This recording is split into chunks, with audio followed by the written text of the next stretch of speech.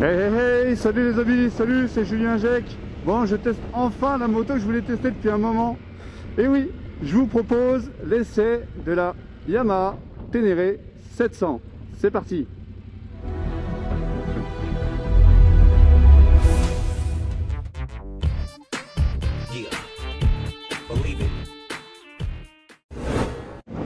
Ah là là là là, façon Lolo Cocher, la Lolo Cocher style. Super sympa Lolo Cocher, je l'ai vu une fois au McDo, on a discuté, c'était cool. Bref, on s'en fout. Je suis super content de monter sur ce CP2, ça faisait longtemps que je voulais en conduire un en débridé, j'avais jamais essayé. Et on garde vraiment toujours ce caractère doux du bicylindre, c'est incroyable. Bon, c'est parti les amis. Qu'est-ce que c'est que le Ténéré? Alors, le Ténéré, vous n'êtes pas sans savoir qu'il y a toute une histoire derrière qui date de l'époque de Yamaha au Paris-Dakar. La grande période, donc les Ténéré, il y en a eu plusieurs, hein, je crois qu'il y a eu des 600, il y a eu des 660 je crois bien, il y a eu des Super Ténéré en 750, il y a eu le Super Ténéré en 1200 qui n'a rien à voir, mais il faut savoir que c'est une moto qui compte beaucoup pour Yamaha, qui est sortie il y a un an là, et qui commence à bien se vendre. Bon, le seul souci c'est qu'ils n'arrivent pas à les livrer pour l'instant, mais ça va venir. Donc on passe tout de suite mes premières sensations. Je viens tout juste de monter sur la moto.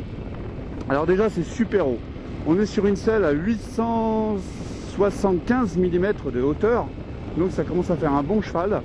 Donc pour monter dessus ça va, ça se fait assez bien. Par contre pour poser les pieds par terre, moi avec mon 1m76 je suis sur la pointe des pieds. Alors il existe un kit de rabaissement si vous le désirez, pour descendre le tout de 40 mm. Hop, on va passer par là. Hop. Et ce qui fait que vous avez une moto un peu plus abordable en termes de gabarit. Donc c'est un bon cheval hein, déjà. Moi j'ai du mal. Si je m'arrête et que je pose des pieds dans une ornière, là je suis mort, hein, je suis par terre. Donc bon, faut le savoir, faut le savoir. Faut pas tout avoir.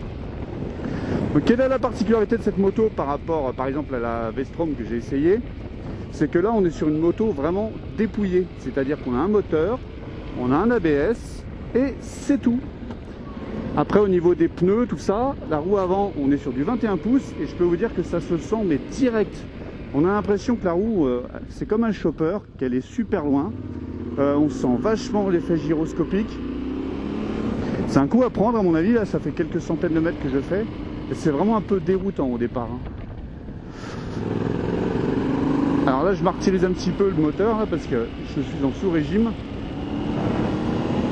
Bon, c'est pas de la folie, hein. C'est le moteur de la MT-07, donc il fait 73 chevaux à 8750 tours, je crois, ou quelque chose comme ça, 8000 tours par là. Et pour un couple de 68 Nm à 5000 tours, un truc dans ce genre. Donc c'est des valeurs assez faibles pour un trail de cette catégorie. Mais Yamaha a voulu sortir un trail sous les 10 000 € le plus simple possible, et moi j'adore cette idée. Ouh, ça fait drôle. Alors le guidon est large et la moto est légère. On est sur 204 kg tout plein fait. Donc ça permet de la contrôler assez facilement quand on n'a pas les gros bras de Schwarzenegger. On va continuer sur les specs. Niveau freinage, on est sur du double disque à l'avant, 268 mm. C'est pas énorme, ou 286 mm plutôt, c'est pas énorme. C'est pas une machine très lourde, et puis c'est pas des machines où on leur demande des freinages de salaud. Donc ça le fait encore. Ouh. Ah ouais, par contre on est vachement loin du guidon et il est vachement écarté. C'est un guidon qui a été rehaussé. Alors quand on est, enfin il est fait comme ça d'origine, mais il est un peu plus haut que sur un trail routier on va dire, parce que c'est une moto qui a été prévue pour rouler debout, en position debout, position que j'affectionne par-dessus tout, même avec mon tracer, et que j'ai hâte d'essayer sur cette moto. Alors là je m'arrête, je vais poser un pied par terre. Oh, oh, voilà. Ouais, je suis sur la pointe. Hein. Alors le mieux c'est de mettre un côté à plat, tu vois, comme ça. Je suis pas sécure. Et l'autre ici. La selle est un peu dure, hein, je vous le cache pas. Je savais qu'elle était pas très confortable, mais elle est vraiment dure. Hein. Donc on peut s'asseoir à deux dessus, j'ai essayé avec ma chérie. Mais par contre, à mon avis, ça doit taper le fondement, mais quelque chose de bien. Allez, on est reparti.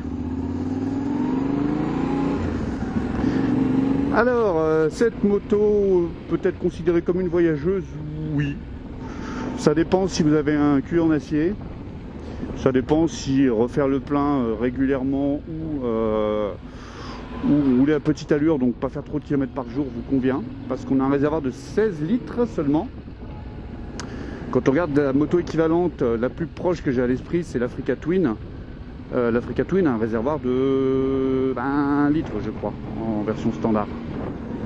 Donc c'est pas énorme, mais Yamaha annonce une consommation de 5 litres au 100, quelque chose comme ça. Et ce qui nous donne une autonomie de 250 km sans aucun problème. Donc on peut voir devant qu'on a une bulle. Je raconte un peu l'histoire de la... Enfin, je raconte un peu tous les trucs de la moto là avant de pouvoir rouler correctement. On a une bulle qui, ma foi, a l'air de protéger un petit peu. J'ai pas pu rouler bien vite pour l'instant, mais je ressens pas les turbulences que j'ai sur mon Tracer. On verra tout à l'heure quand je serai autour de 80 km/h. Mais d'après ce que j'ai ouï dire, on est sur une protection qui est convenable. Voilà. Alors les pneus à l'arrière, je sais pas les dimensions, je vais vous les écrire maintenant. Mais on doit être sur du 150 à mon avis à l'arrière, du 110 à l'avant. Donc 21 pouces à l'avant, puisque c'est une roue typée, on va dire off-road. Et 18 à l'arrière. Ça me choque pas, c'est une moto qui penche super facilement. C'est une moto qui permet de sortir des sentiers battus, on va dire, même au-delà. Enfin, d'aller dans les sentiers battus et puis même au-delà. Simplement, je le sais, parce qu'il suffit de regarder Lolo Cocher, qui fait quand même cap to cap avec la Ténéré. Ah, par contre, la prise de frein, faut vraiment appuyer. Ça me rappelle un peu la MT-07. Pas fan. Faut vraiment appuyer. Qui fait le tour du monde avec... Enfin, le tour du monde, je me comprends. Hein, il va de Cap Nord jusqu'à Cap Terme. Avec cette bécane, il traverse l'Afrique, les forêts, les champs, le fèche-fèche. Enfin, c'est un truc de malade ce qu'on peut faire avec cette bécane. Et avec du talent, bien sûr. La bécane seule ne suffit pas, mais ça, vous le savez. Oulpada. Ah, par contre, la grande roue et le grand guidon, voilà des dieux. Ça fait drôle. Bon, le moteur est vraiment souple, pas de vibration. Bon, après, c'est pas un foudre de guerre, mais il a son petit caractère, passer les 7000 tours. J'avais jamais conduit en full le CP2, donc j'ai pas trop de référentiel, mais ça marche suffisamment bien. Après, à 2 en montagne, j'ai quand même quelques doutes. Mais ma foi, ça va super bien. Je ne ferai pas d'off-road avec cette moto aujourd'hui. Parce que j'ai pas envie de la foutre par terre. Hein. Grosse caution que j'ai donnée. Hein. Donc j'ai pas envie de faire le con.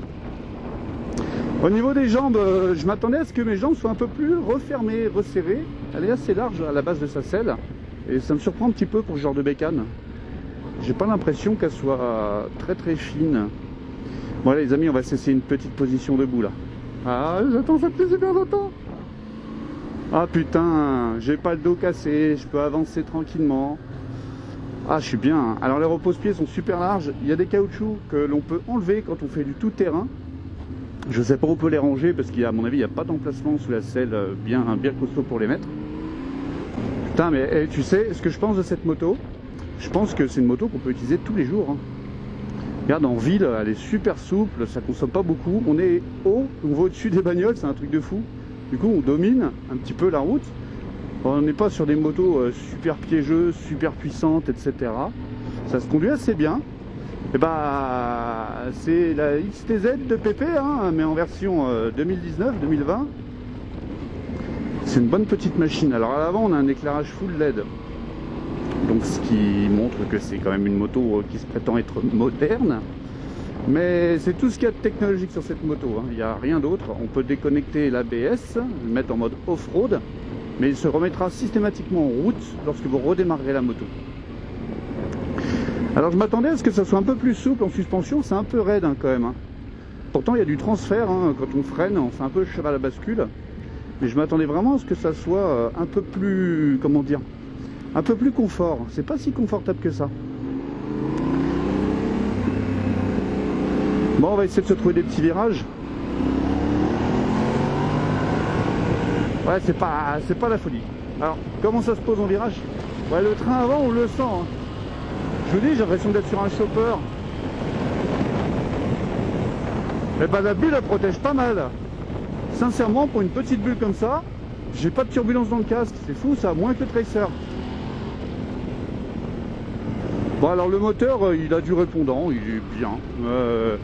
C'est pas une moto avec laquelle vous ferez le foufou à vouloir poser le genou. Je sais même pas si on peut avec un machin comme ça d'ailleurs.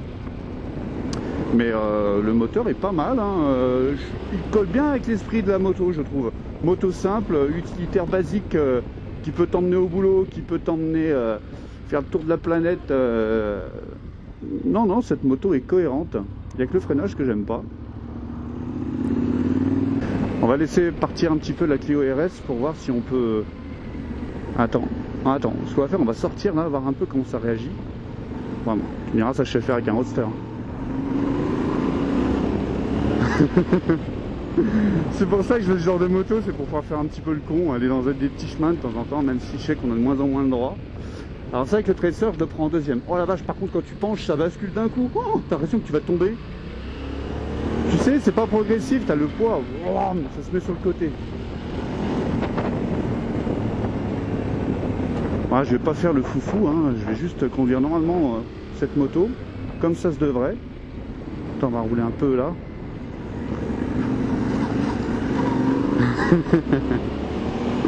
Oui, je sais, j'aurais pu le faire avec n'importe quelle moto, ça. Je suis un petit aventurier, hein. De toute façon, c'est la faute de Lolo Cocher si on est, moi et mes potes, tous dans l'envie d'acheter ce genre de bécane.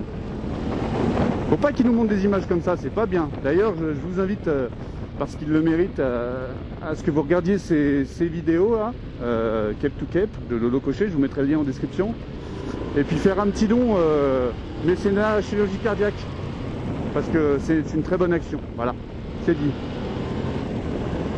Eh ben j'aime bien cette moto, c'est cool. Bah, c'est vrai que le moteur, j'ai un petit peu déçu, j'avoue. On m'a dit ouais, tu verras, 73 chevaux. Oui, mais bon, c'est léger, et puis c'est le moteur du MT, donc ça marche. Elle tient bien le cap, hein. J'ai confiance dans les pneus, j'ai confiance en pneus, ça veut rien dire ça. Ça tire assez court quand même comme bécane. Alors voyons voir. On est en haut du Mont Verdun les amis, regardez comme c'est beau. Et franchement vous avez de la chance parce que, enfin j'ai de la chance. Parce que ce matin il a plu mais méchamment quoi. Comme j'ai mis mon blouson en mèche, ouais je sais, je suis habillé en clown là, j'ai le casque rouge, le manteau vert, les gants, non ça va, il est jaune, ça va à peu près. Bonjour. Hop là. Ouais ça fait un peu cheval à bascule même quand on accélère. La sonorité est pas mal, hein. C'est mieux qu'un NT7. Hein. Alors c'est une moto qui est simple, hein. On se sent comme à la maison, là ça fait quoi, un quart d'heure que je conduis, je me sens déjà comme à la maison. Mais vraiment pour l'exploiter comme il se doit, il faudrait quand même que je fasse quelques kilomètres, hein, parce que ça demande un certain manque d'emploi, hein, ce genre de bécane. Notamment la façon de la positionner dans un virage, s'habituer au transfert. Tiens, j'aurais pu descendre là. S'habituer au transfert, quand on freine, quand on accélère. La gyroscopie, on la ressent, hein, en dessous des 50 à l'heure, là on la sent pas, mais regarde.